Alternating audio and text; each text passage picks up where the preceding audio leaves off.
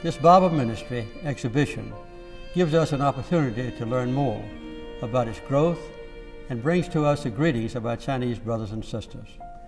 It not only helps us better understand the evolution of Christianity in China, but also the development of Chinese society. Christianity was brought to China as early as 635 AD when a monk named Alapine carried scriptures from afar by camel along the Silk Road. A recent traveling exhibit called Thy Word is Truth put Chinese Protestants' rich history on display at the First United Methodist Church Chicago Temple. We welcome Reverend Phil Blackwell, Senior Pastor at the Chicago Temple, and we also welcome Reverend Dr. Gao Ying, President of Yanjing Theological Seminary and Vice President of the China Christian Council. And we also welcome Reverend Dr. Lin Manhong, Interim Dean of Nanjing Union Theological Seminary. Welcome. Thank you all for coming today. Appreciate it. Reverend Blackwell, can you tell us a little bit about why the Chicago Temple decided to host this exhibit? The invitation was extended by our Bishop, Hisu Jung, and the Northern Illinois Conference for the exhibit to come. And then it became a much broader ecumenical base for hosting it. And it made sense to bring it to the city center here in the Loop. The church is right on the Daily Plaza.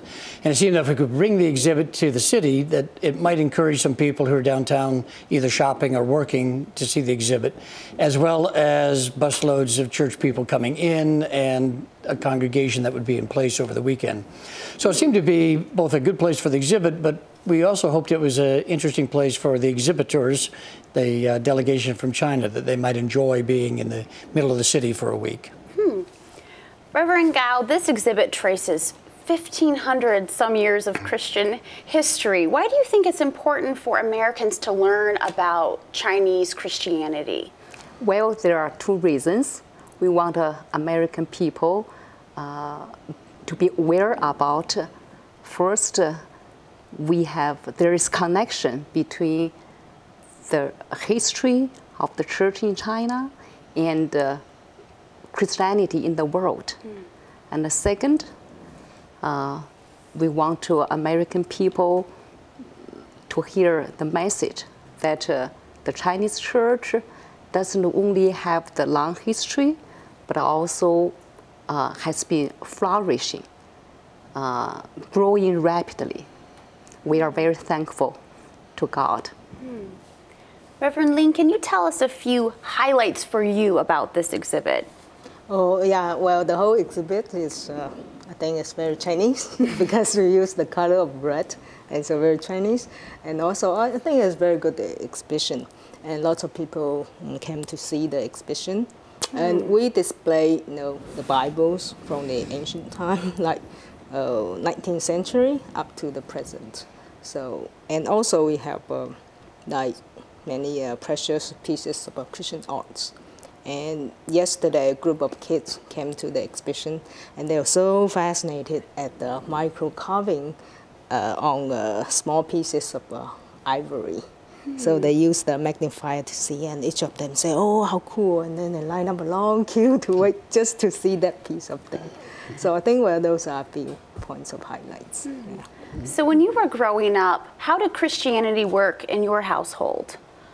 I was born into a Christian family. In fact, I'm a fifth-generation Christian. So, well, my great-great-grandparents, were from the area of Amoy.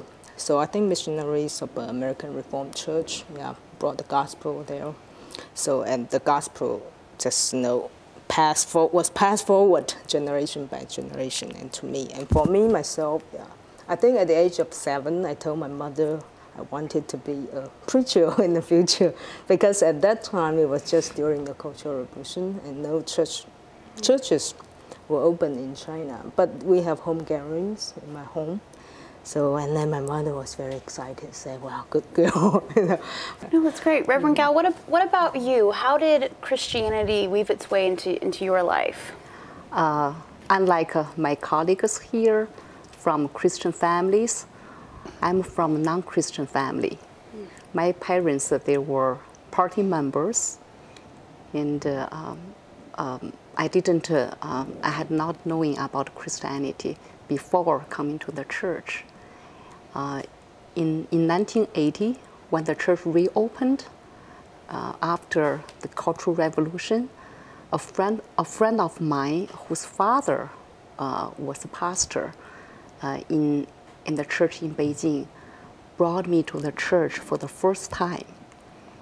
And I was very impressed by the way that how Christians loved one another. And I felt I was embraced by the love of the community.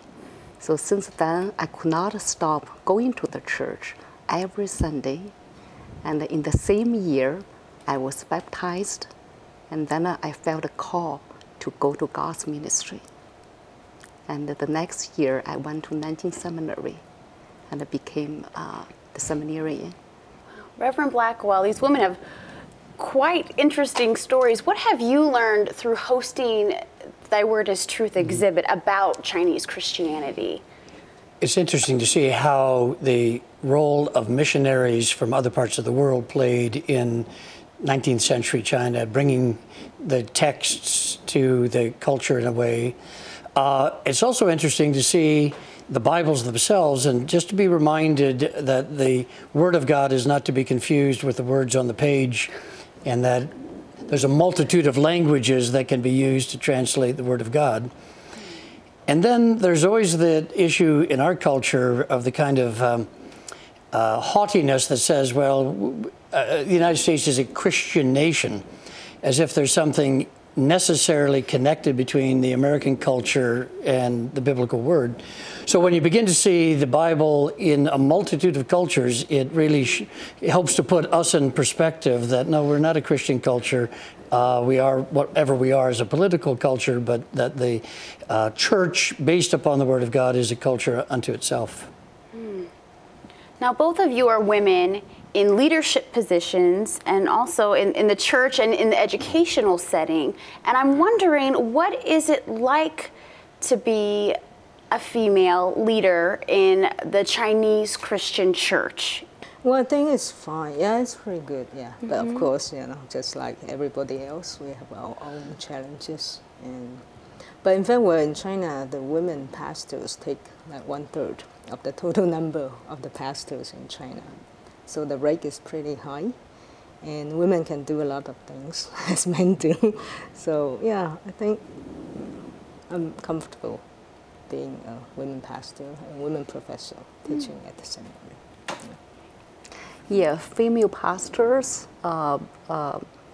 mix up a strong leadership of the church in China, and women play leading role of the church in China.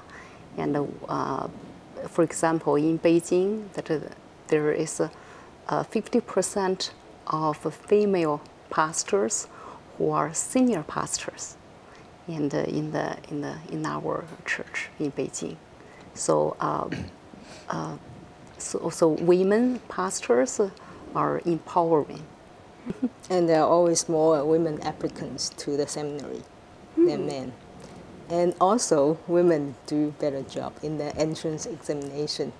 So in our seminary, in order to keep the gender balance, we need to say, okay, let's say we want to enroll 100 students.